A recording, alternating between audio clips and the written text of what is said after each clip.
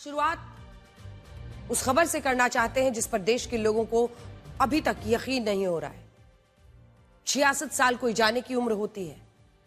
किसी को भी यह समझ नहीं आ रहा है कि महाराष्ट्र के उप मुख्यमंत्री अजित पवार का विमान अचानक क्रैश कैसे हो गया और आखिर इस दुर्घटना के पीछे असली कारण क्या हो सकता है।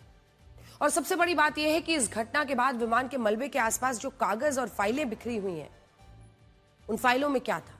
अजित पवार इन फाइलों को लेकर बारामती क्यों जा रहे थे? इस घटना को लेकर ऐसे कई सवाल हैं जिनके जवाब अब भी लोगों को नहीं मिले हैं। और जो बात लोगों को सबसे ज्यादा परेशान कर रही है वो ये है कि आखिर लो विजिबिलिटी के कारण यह विमान हादसे का शिकार कैसे हो सकता है। आपको वजह बताते हैं। जिस चार्टर्ड प्लेन या बिजनेस जेट से अजित पवार मुंबई से पुणे जिले के बारामती शहर जा रहे थे, वो चार्टर्ड प्लेन एक प्राइवेट कंपनी का था जिसका दफ्तर आप इस वक्त देख रहे हैं। नाम है VSR वेंचर्स प्राइवेट लिमिटेड। अब इस कंपनी के डायरेक्टर कैप्टन VK सिंह का दावा है कि यह चार्टर्ड प्लेन 100% सुरक्षित था और इस चार्टर्ड प्लेन के जो पायलट उड़ा रहे थे उनके पास भी 16,000 घंटों की उड़ान का अनुभव था। और ऐसे में इस बात का सवाल ही नहीं उठता कि यह हादसा विमान में किसी तकनीकी खामी या पायलट की गलती से हुआ।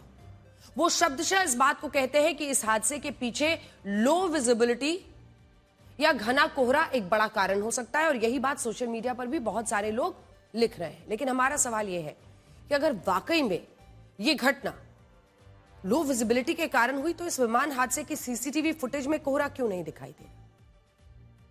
ये सीसीटीवी फुटेज है, फिर भी बहुत साफ आपको तमाम जो पेड़ वहां पर है और जहां पर यह ब्लास्ट हुआ है वो सब दिखाई दे रहा है। उस फुटेज को देखकर बहुत मुश्किल है यह समझना कि रनवे बिल्कुल दिख ही नहीं रहा था और रनवे पर इस विमान को लैंडिंग करनी थी, वहां पर इतनी लो विजिबिलिटी थी कि रनवे दिखा ही नहीं या घने कोहरे की कोई समस्या थी। उल्टा इस फुटेज में साफ साफ ये नजर आता है कि जिस वक्त ये धमाका हुआ, ये ब्लास्ट हुआ, इस चार्टर्ड प्लेन के क्रैश होने के बाद इसमें धमाका होता है और ये धमाके की आवाज कई किलोमीटर दूर तक सुनाई देती है। और यहां बात सिर्फ इस एक सीसीटीवी फुटेज की नहीं है। मैं आपको बड़ी स्क्रीन पर एक और सीसीटीवी फुटेज दिखाती हूं जिसको देखकर आप हैरान रह जाएंगे। यह सीसीटीवी फुटेज अभी अभी आया है और लैंडिंग के जस्ट पहले पूरे विमान के फ्लाइट को इसने कैप्चर किया है। मेरे साथ बड़ी स्क्रीन पर आइए और इस बड़े स्क्रीन पर आप देखिए, यह है वो हिस्सा जहां पर आपको ये आयुष्मान आरोग्य मंदिर के पीछे ये देखिए, ये विमान ऊपर में दिख रहा है। जूम इन कीजिए, एकदम जूम इन कीजिए विमान के पास, थोड़ा सा और, बस यहीं पे रुकिए। अब देखिए ये विमान पूरी तरह से पलट चुका है। मतलब जैसे कहते हैं हम गाड़ी का एक्सीडेंट देखते हैं, ओवरटर्न हो जाती है गाड़ी, ठीक उसी अंदाज में ये प्लेन जो अभी एकदम स्ट्रेट है, स्ट्रेट लाइन आपको दिख रहा है, थोड़ा और जूम इन करके दिखाइए। ये प्लेन अभी एकदम स्ट्रेट लाइन है, आपको विंग से ये देखिए, जब यहां पर आता है तब ये प्लेन पूरी तरह से पलट चुका है। ये जमीन के अब करीब आ रहा है। इसमें साफ दिख रहा है कि लैंडिंग से पहले ये चार्टर्ड प्लेन असंतुलित हो गया था और एक जिसको आप कहते हैं कि एक तरफ झुक जाना, एक तरफ झुकते हुए नीचे क्रैश कर गया था। आप देख सकते हैं कि इन तस्वीरों में कैसे ये विमान हवा में असंतुलित होता है, घूमने लगता है, बिल्कुल पलट जाता है और बाद में ये क्रैश हुआ, जिससे इस बात की संभावना, इस वीडियो को आगे प्ले कीजिए। प्लेन सीधा है, पलटा और उसके बाद आपको क्रैश भी दिखेगा। थोड़ा आगे तक प्ले कीजिए, हल्का सा आग आपको यहां पर दिखाई देगा। ये अभी इंतजार कीजिए, थोड़ी देर में थोड़ी देर का धुआं वहां पर आता है, थोड़ी देर का गुबार दिखता है। इस बात की संभावना बढ़ जाती है कि यह हादसा इस चार्टर्ड प्लेन में ही किसी तकनीकी खामी के कारण तो नहीं हुआ है। साल 2019 से 24 के बीच पूरी दुनिया में 905 विमान हादसे हुए, जिनमें 36.7% विमान हादसे लैंडिंग के दौरान हुए हैं।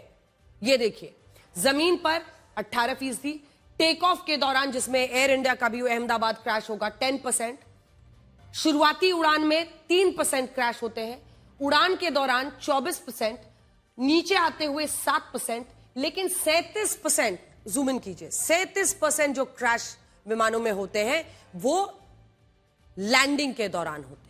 दुनिया में जितने भी एक्सीडेंट्स हुए हैं ये उनका हमने आपको पोजीशन बताया है। इसका एक बड़ा कारण यह होता है कि अगर लैंडिंग के दौरान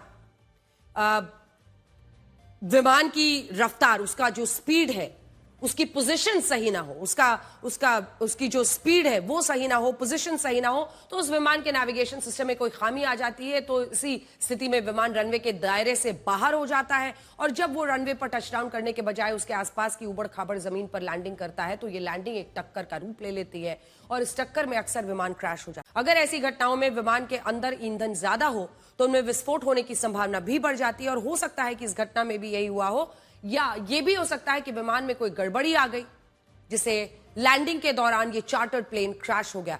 देखिए, हमने आपको वो वीडियो दिखाया ना जिसमें ये विमान इस तरह से सीधा जा रहा है, लेकिन जब लैंडिंग की घड़ी आने लगी, जब रनवे के 50 मीटर दूर है, उस वक्त ये विमान ऐसे पलट जाता है।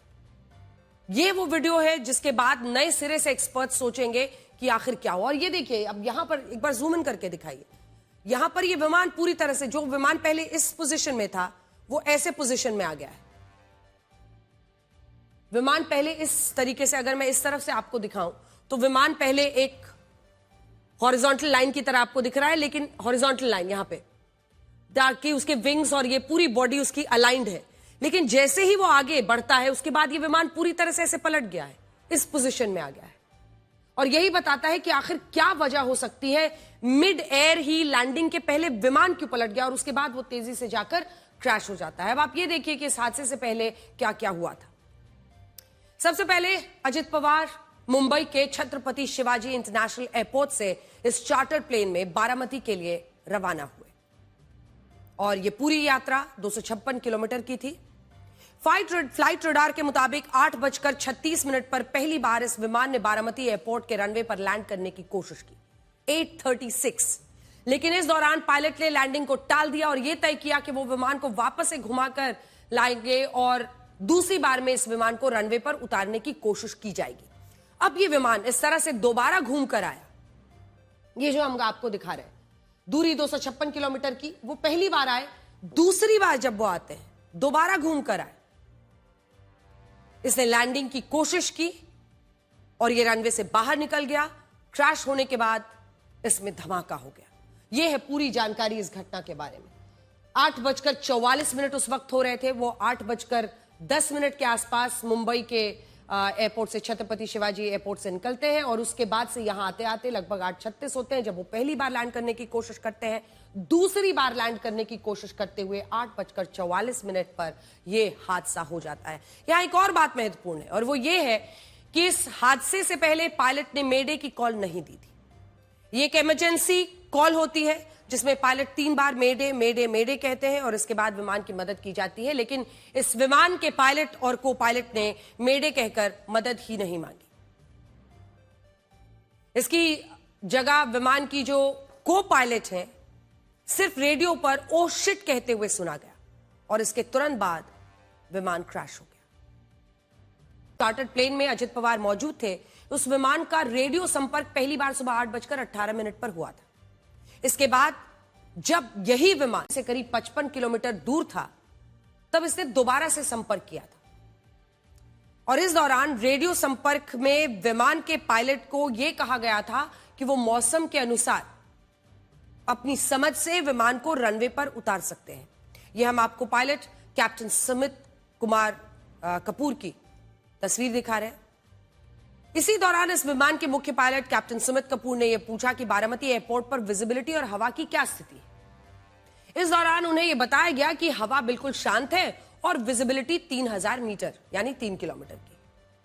हालांकि इस दौरान जब विमान को पहली बार रनवे पर उतारने की कोशिश हुई तब पायलट सुमित कपूर ने यह बताया कि उन्हें रनवे नजर नहीं आ रहा है, पहली बार जब उनको उतारना था, और इसके बाद उन्होंने लैंडिंग रद्द कर दी और वो इस विमान को दोबारा ऊपर ले गए। सरकार का कहना है कि जब पायलट और को पायलट इस विमान को दूसरी बार लैंड कराने की कोशिश कर रहे थे तब उनसे फिर से यह पूछा गया था कि क्या अब उन्हें रनवे नजर आ रहा है और इस बारे में उन्होंने हां में जवाब दिया था। अब इसी को लेकर बहुत सारे प्रश्न उठ रहे हैं कि जब पायलट ने कहा था कि उनको रनवे नजर आ रहा है और जब दोनों पायलट को रनवे दिखने लगा था तब 8:43 पर इस विमान को रनवे पर लैंड करने की अनुमति दी गई थी।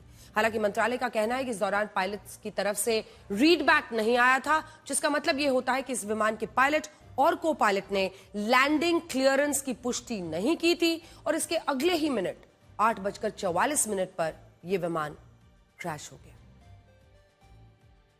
यहां दो सवाल ऐसे भी हैं जो सबसे ज्यादा पूछे जा रहे हैं। इनमें पहला सवाल तो यही है कि आखिर अजित पवार इतनी सुबह सुबह मुंबई से बारामती के लिए रवाना हुए थे। कारण यह था कि सुबह सुबह वो काम के लिए गए थे। कारण यह था कि अजित पवार जिला परिषद और पंचायत समिति के चुनाव के लिए बारामती जा रहे थे और बारामती में उन्हें सुबह 10 बजे से शाम 5:30 बजे के बीच 4 रैलियां करनी थी।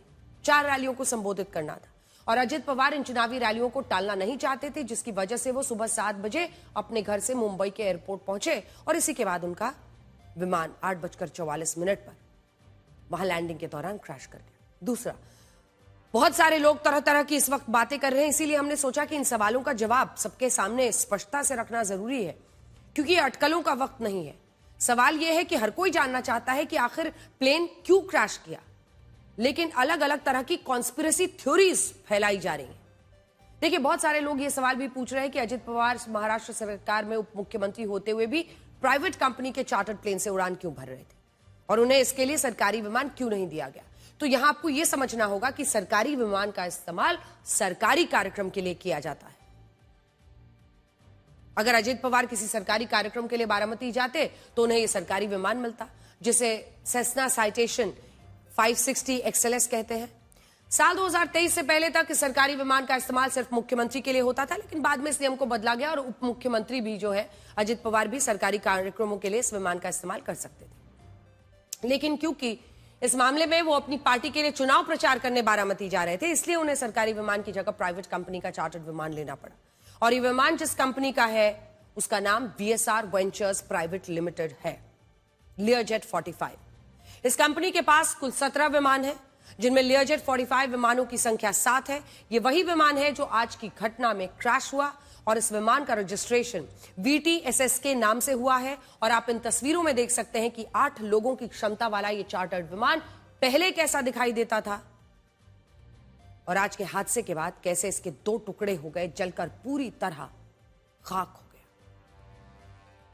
यहां जरूरी बात यह है कि फरवरी 2025 में DGCA ने इस कंपनी के सभी विमानों का ऑडिट किया था और इस ऑडिट में कोई खामी नहीं मिली थी, जबकि साल 2023 में इसी कंपनी का एक चार्टर्ड प्लेन मुंबई एयरपोर्ट पर लैंडिंग के दौरान क्रैश हो गया था। उसके 2 टुकड़े हो गए थे। लेकिन बाद में DGCA के ऑडिट में इस कंपनी के विमानों में लेवल 1 की कोई खामी नहीं मिली और अब इस पर भी कई सवाल उठ रहे हैं और यह पूछा जा रहा है कि क्या इस कंपनी के ही विमानों में कोई गड़बड़ी थी जिसे DGCA पकड़ नहीं पाया। जिस लियरजेट 45 नाम के चार्टर्ड प्लेन में अजित पवार की मृत्यु हुई, वो चार्टर्ड प्लेन इससे पहले भी कई बार क्रैश हुआ है। साल 2008 में मेक्सिको में इस चार्टर्ड प्लेन के क्रैश होने के से कुल 9 लोगों की मौत हुई थी। साल 2003 में इटली में भी यही चार्टर्ड प्लेन क्रैश हुआ था, जिसमें 2 पायलट्स की जान चली गई थी। इसके बाद साल 2009 में अमेरिका के टेलराइड में, साल 2021 में मेक्सिको में और साल 2023 में मुंबई में भी इसी मॉडल का चार्टर्ड प्लेन क्रैश हुआ था।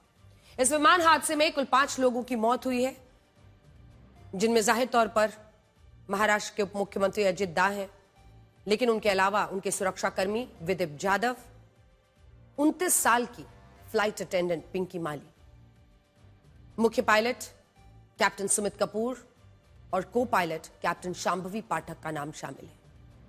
आज हमारी संवेदनाएं इन सभी परिवारों के साथ है। कल्पना करना भी मुश्किल है कि आज की रात, आने वाले दिन, आने वाले साल, आने वाला पूरा जो उनका जीवन काल है परिवार वालों का, वो इनकी कमी के साथ किस तरह से आगे बढ़ेगा। क्या बीत रही होगी आज की शाम, आज की रात उन परिवारों पर जिन्होंने अपनों को खोया है। एक बार नजर डालिए मुस्कुराता हुआ कैप्टन शांभवी पाठक का चेहरा। एक खूबसूरत जिंदगी आगे पड़ी थी। फ्लाइट अटेंडेंट पिंकी माली, जिन्होंने आखिरी कॉल अपने पिता को किया था और कहा था कि मैं डेप्यूटी CM अजित पवार के साथ फ्लाइट पर जा रही हूं। क्या बीत रही होगी उस पिता पर। अजित पवार के सुरक्षाकर्मी विदित जाधव, ऐसे सुरक्षाकर्मी जो अपनी जिंदगी हमेशा साये की तरह इन हाई सिक्योरिटी के जो वीआईपीज होते हैं उनके साथ गुजार देते हैं। आज उनके परिवार में कैसा मातम होगा। आज एक और बड़ा सवाल यह है कि क्या इस विमान हादसे को रोका जा सकता था? क्या इसके लिए डीजीसीए को भी जिम्मेदार माना जाना चाहिए? ऐसा हम इसलिए कह रहे हैं क्योंकि बारामती एयरपोर्ट एक अनकंट्रोल्ड एयरफील्ड है जहां एटीसी टार नहीं है। एटीसी टार का मतलब होता है एयर ट्रैफिक कंट्रोल टार। आमतौर पर एटीसी टार ही किसी विमान को टेक ऑफ से लेकर लैंडिंग में उसकी मदद करते हैं, लेकिन जिस बारामती एयरपोर्ट पर यह विमान हादसा हुआ वहां एटीसी टार ही नहीं है। सरल शब्दों में कहें तो बारामती एयरपोर्ट पर डीजीसीए या एयरपोर्ट्स अथॉरिटी ऑफ इंडिया का कोई एयर ट्रैफिक कंट्रोलर मौजूद ही नहीं था। इनकी जगह रेडियो पर जो इंस्ट्रक्टर या पायलट अजित पवार का चार्टर प्लेन उड़ाने वाले पायलट और को पायलट को जानकारी दे रहे थे, वो इंस्ट्रक्टर या पायलट फ्लाइंग ट्रेनिंग ऑर्गेनाइजेशन से थे जो टेक ऑफ और लैंडिंग के लिए रेडियो पर जानकारी तो देते हैं, लेकिन इस तरह की अनकंट्रोल्ड एयरफील्ड पर अंतिम फैसला विमान उड़ाने वाले पायलट का ही होता है कि उन्हें लैंडिंग करनी है या नहीं करनी है। और यह एक बड़ी समस्या है। अगर बारामती एयरपोर्ट पर एयर ट्रैफिक कंट्रोल टार होता तो शायद इस विमान हादसे को टाला जा सकता था, उप मुख्यमंत्री अजित पवार की जान बचाई जा सकती थी, लेकिन एटीसी टार वहां पर आज तक नहीं है और लंबे वक्त से वहां पर इसी एयर स्ट्रिप पर अनेकों विमान टेक ऑफ और लैंड कर रहे हैं। इससे बड़ी बात यह है कि बारामती एयरपोर्ट पर अप्रोच रडार भी नहीं है, जिसके कारण इस हादसे को टाला नहीं जा सका। अब यह क्या होता है? अप्रोच रडार वो है जो किसी भी विमान को लैंडिंग के लिए मार्गदर्शन देता है। यह लगभग 60 नॉटिकल माइल्स यानी 111 किलोमीटर तक विमान की स्थिति, उसकी ऊंचाई, उसका मार्ग बताता है। और जिस एयरपोर्ट पर अप्रोच रडार होते हैं वहां बहुत कम ऐसा होता है कि जब विमानों को लैंडिंग के दौरान रनवे पर टचडाउन करने में कोई परेशानी आए। और क्योंकि बारामती एयरपोर्ट पर अप्रोच रडार नहीं था, इसलिए एक बार फिर पायलट को खुद ही जजमेंट पर विमान को लैंड करना था। और यह पहली बार नहीं है, जैसा हम बार बार आपको करा रहे हैं कि यह रिस्क हमेशा से वहां पर रहा है। अनेकों बार इस बारामती एयर स्ट्रिप से फ्लाइट्स टेक ऑफ और लैंड करते रहे हैं, लेकिन इन चीजों की गैर मौजूदगी आज सामने आ रही है। दावा है कि यह यहां पर कुछ ऐसा ही हुआ, उन्हें सिर्फ अपने खुद से यह फैसला लेना था लैंडिंग का जब वो दूसरी बार गए और यह हादसा हुआ। वैसे ये बात भी बहुत कम लोग जानते हैं कि अजित पवार को सबसे ज्यादा डर हवाई सफर करने में लगता था। और एक बार उन्होंने कहा था कि जब तक विमान या हेलीकॉप्टर आसमान में रहता है तब तक उनकी घबराहट कम नहीं होती। 2 साल पहले 17 जुलाई 2024 को इसका जिक्र उन्होंने मुख्यमंत्री देवेंद्र फडणवीस से भी किया था। उस वक्त देवेंद्र फडणवीस और अजित पवार एक हेलीकॉप्टर से नागपुर से गढ़चिरौली जा रहे थे। बाहर आसमान में घने कोहरे के बीच जब हेलीकॉप्टर काले बादलों के बीच पहुंचा तो अजित दा घबराने लगे और इसके बाद एक जनसभा में उन्होंने ये कहा कि जब हेलीकॉप्टर बादलों में था तब उनके पेट में खलबली मची हुई थी और इस दौरान मुख्यमंत्री देवेंद्र फडणवीस को बिल्कुल डर नहीं लग रहा था और वह अजित पवार से भी ये कह रहे थे कि दादा डरिए मत, कुछ नहीं होगा। लेकिन सोचिए, आज ये अनहोनी हो गई और जिस हवाई सफर से अजित पवार को इतना डर लगता था, उसी हवाई सफर ने उन्हें हमेशा के लिए दुनिया से दूर कर दिया। विमान बादलों में गया और मेरे पेट में खलबली मच गई। मैं इधर उधर देख रहा था और काफी डरा हुआ था, लेकिन मेरे बगल में बैठे देवेंद्र जी एकदम शांत थे और गप्पे मार रहे थे। जब मैंने फडणवीस से अपनी घबराहट के बारे में बताया तो उन्होंने कहा, दादा डरिए मत, अब तक मेरे 6 एक्सीडेंट हो चुके हैं।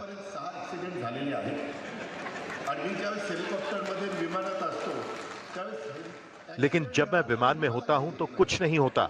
सबसे बड़ी बात यह है कि अजित पवार का सपना था कि वो महाराष्ट्र के मुख्यमंत्री बनना चाहते थे। उन्होंने कई बार ये बात खुलकर कही भी थी कि अगर उन्होंने मुख्यमंत्री बनने का मौका उन्हें मिलता है तो इस मौके का वो जरूर इसको स्वीकार करेंगे। अनेकों संभावनाएं थी उनकी जिंदगी अगर आगे चलती, लेकिन समय ने ऐसा खेल खेला कि अब अजित पवार का ये सपना कभी पूरा नहीं हो पाएगा। मैक्सिमम नंबर ऑफ टाइम्स उप मुख्यमंत्री स्वेर इन हुए 5 बार। 5 बार। कभी कभी लगता है यार मुख्यमंत्री बनना है। अरे बनना है, लेकिन हमारी गाड़ी वहां ही अटकती है तो क्या करें? नहीं तो मैं कोशिश करता हूं कि वहां आगे भी जाए, आगे भी जाए, आगे भी जाए, लेकिन चांस नहीं मिलता। एक दफा एनसीपी को चांस मिला था 2004 में, लेकिन हमारे नेताओं ने वो क्या डिसीजन लिया हमें अधिकार नहीं है। नहीं तो ये गाड़ी आगे कैसे जाएगी? क्योंकि ये कहा जा रहा है कि 1 साल पहले आपने शरद पवार जी को इस वजह से छोड़ा था कि आपको लगा यहां मैं मुख्यमंत्री नहीं बन सकता, कम से कम अगर मैं बीजेपी और शिवसेना के साथ जुड़ जाऊं बन जाऊंगा। अब हमारे साथ एकनाथ शिंदे थे, एकनाथ शिंदे कुर्सी पर ऐसे बैठे थे कि वो छोड़ने ही नहीं वाले हैं, तो अब क्या होगा? ये देखो, जो भी कोई भी कुर्सी पे बैठता है उनको वो कुर्सी अच्छी लगती है। आप वहां बैठे, आपको भी अच्छी लगती है ना आपकी कुर्सी, वैसे ही सबका है। उसी हिसाब से कोशिश करना अपना काम है हर एक का। लेकिन अभी भी वो एम्बिशन है कि नहीं? नहीं, लेकिन सबको ये सीट एक ही है, महाराष्ट्र की चीफ मिनिस्टर की सीट एक ही है और 145 मैजिक फिगर है। 145 मैजिक फिगर जो इकट्ठा करेगा वो चीफ मिनिस्टर बनेगा।